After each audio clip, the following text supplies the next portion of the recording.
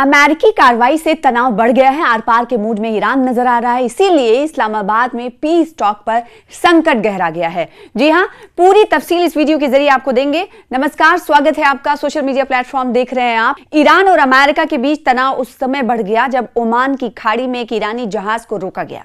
जवाब में ईरान ने कड़ा रुख अपनाया है। अमेरिका ने इस्लामाबाद में होने वाली दूसरे दौर की पीस टॉक के लिए अपने डेलीगेशंस भेजने की बात कही है, लेकिन ईरान ने कहा है कि अभी तक इस बातचीत में शामिल होने का कोई फैसला नहीं किया है। इसके साथ ही ईरान ने साफ कर दिया है कि अगर उसके तेल और सामान से लदे जहाजों को रोका जाएगा तो ईरान भी किसी देश के जहाज को स्ट्रेट ऑफ हॉर्मुज से जाने नहीं देगा। मौजूदा वक्त में स्ट्रेट ऑफ हॉर्मुज पर किस तरह के हालात हैं ये भी जान लेना बहुत जरूरी है। वहीं स्ट्रेट ऑफ हॉर्मुज के हालात इस बात पर भी डिपेंड करते हैं कि दूसरे देशों से जाने वाली ये सीमा पर ईरान के जहाज कितने तहफ़्फ़ुज़ उन्हें मिल रही है या फिर उन्हें निकलने दिया जा रहा है। जैसे कि अब से कुछ देर पहले हमने आपको बताया कि ओमान की खाड़ी में ईरानी जहाज को रोके जाने के बाद ईरान ने नाराज़गी का इजहार किया है और ईरान ने कहा है कि ऐसी कोशिशों से और ऐसे अमल से स्ट्रेट ऑफ हॉर्मुज में दिक्कतें पेश आएंगी। तो मिडिल ईस्ट में बढ़ते तनाव ने दुनिया को फिर से चिंता में डाल दिया है।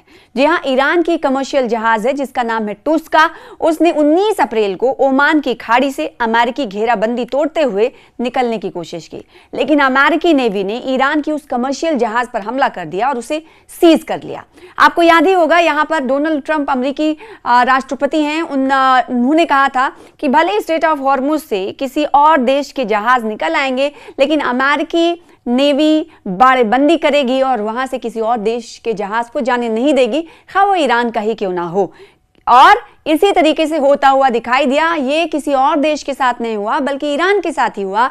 19 अप्रैल को ओमान की खाड़ी से ईरान का कमर्शियल जहाज जिसका नाम टुस्का था, उसने निकलने की कोशिश की और ओमान की खाड़ी से अमेरिकी घेराबंदी तोड़ दिया और फिर उसके बावजूद अमेरिकी नेवी ने ईरान की उस कमर्शियल जहाज को रोक लिया और फिर उसके बाद अपने कब्जे में कर लिया, जिसके बाद ईरान ने खफगी का इजहार किया है, नाराजगी का इजहार किया है और कहा है कि इस अमल से इसके असरात बुरे मुरत्तब होंगे। इसके साथ ही अमेरिकी कमांडोज ने संबंधित शिप पर मौजूद सभी कर्मचारियों को बंधक भी बना लिया। इतना ही नहीं, जो उस शिप पर कर्मचारी मुलाजमीन जो मौजूद थे उन्हें भी अपने कब्जे में ले लिया, बंधक बना लिया। इस घटना के बाद ईरान ने भी अमेरिका के वॉरशिप की ओर ड्रोन से हमला किया, हालांकि इससे अमेरिकी वॉरशिप को नुकसान नहीं पहुंचा। ईरान ने अब आर पार की जंग का मन बना लिया है, क्योंकि ईरान के मुताबिक अगर अमेरिका उसके तेल और सामान से लदे जहाजों को रोकने की कोशिश करेगा तो वो भी चुप नहीं बैठेगा।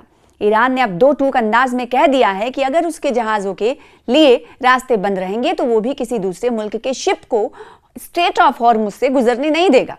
ईरान के इस सख्त रुख के बाद ही ट्रंप ने कई ताबड़तोड़ पोस्ट किए, जिसमें उन्होंने ईरान की ओर से फ्रांसीसी और ब्रिटिश जहाजों पर फायरिंग की बात कही। अमेरिका का तर्क है कि उसका ब्लॉकेड ईरान की इल्लीगल एक्टिविटीज को रोकने के लिए है, जबकि ईरान इसे अपनी इकोनॉमी का गला घोटने की साजिश बता रहा है। तो दोनों तरफ से बढ़ती इस तनातनी से दुनिया को डर सता रहा है और दुनिया को डरा दिया है। अब मसला ये है कि ऐसी सूरत हाल में इस्लामाबाद में होने वाली दूसरे दौर की इस हाई प्रोफाइल मीटिंग पर पूरी दुनिया की निगाहें टिकी हुई हैं। लेकिन अब ऐसा लग रहा है कि ये बातचीत शुरू होने से पहले ही पटरी से उतर गई है, क्योंकि मौजूदा जो हालात हैं वो बहुत तनावपूर्ण होते हुए दिखाई दे रहे हैं। ट्रंप ने तो बड़े भरोसे के साथ ऐलान कर दिया कि उनके नुमाइंदे पाकिस्तान पहुंच रहे हैं, यानी वो प्रतिनिधिमंडल जो ईरान के साथ दूसरे पीस टॉक में शामिल होने के लिए पाकिस्तान जाने वाला है।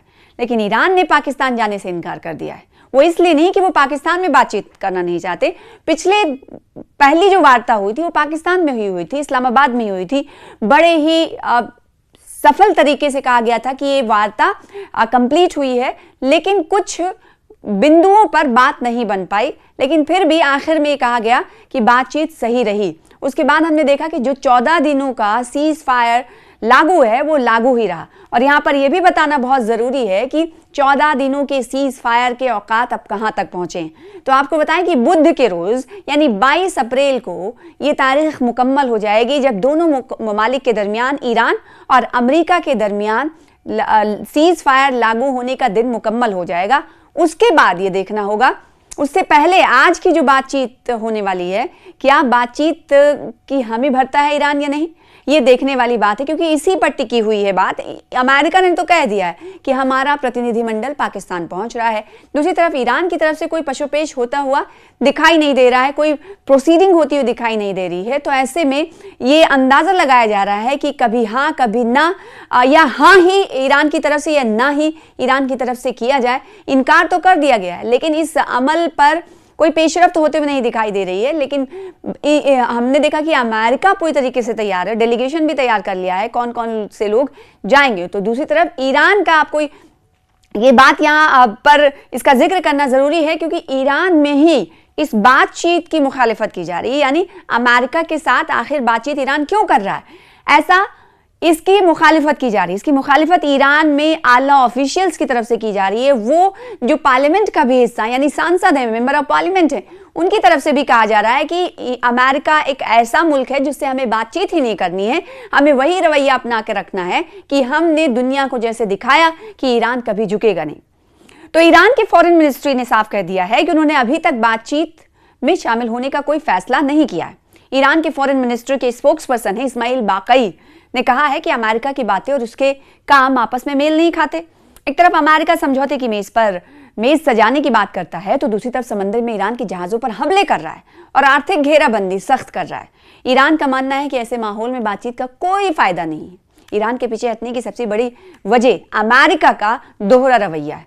तो अमेरिका के इस रवैये को दोहरे रवैये से ताबीर कर रहा है ईरान कह रहा है कि जैसे जंग के मैदान में आपकी रणनीति होनी चाहिए, वैसे ही बातचीत के मेज पर भी वैसी ही रणनीति होनी चाहिए। लेकिन इन दोनों चीजों में बहुत फर्क दिखाई दे रहा है अमेरिका, क्योंकि मैदान में तो जंगी सूरत हाल पैदा कर रहा है अमेरिका और बातचीत के लिए भी कोशिश कर रहा है अमेरिका। तो ऐसे इस हाल में बातचीत नहीं हो सकती, सीधे तौर पर ईरान ने कह दिया है। तो अब फिर से अंदाजा लग रहा है, फिर से ये सवाल खड़ा हो रहा है कि क्या जो पीस टॉक पहली जो हुई थी, जिसके बाद 14 दिनों की सीज फायर को लागू किया गया था, क्या ये सीज फायर कल यानी 22 अप्रैल को खत्म हो जाएगा, उससे पहले कोई बातचीत बनती हुई दिखाई देगी ये या नहीं, ये बहुत बड़ा सवाल है।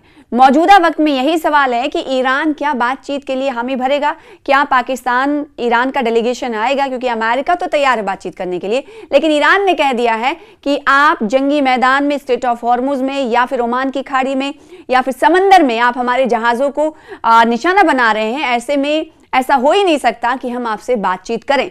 इसीलिए ईरान अभी बातचीत करने के हवाले से कोई कदम आगे नहीं बढ़ा रहा है। ना सिर्फ कदम बल्कि जबानी भी ईरान की तरफ से कोई पेशरफ्त नहीं हो रही है। तो ऐसे में क्या ये माना जाए कि जो 14 दिनों की पीस डील हुई है वो सिर्फ 14 दिनों तक ही सीमित रहेगी, या उससे पहले किसी उम्मीद की किरण के तौर पर दुनिया को कोई खबर मिलेगी? इस पर नजरें टिकी हुई हैं।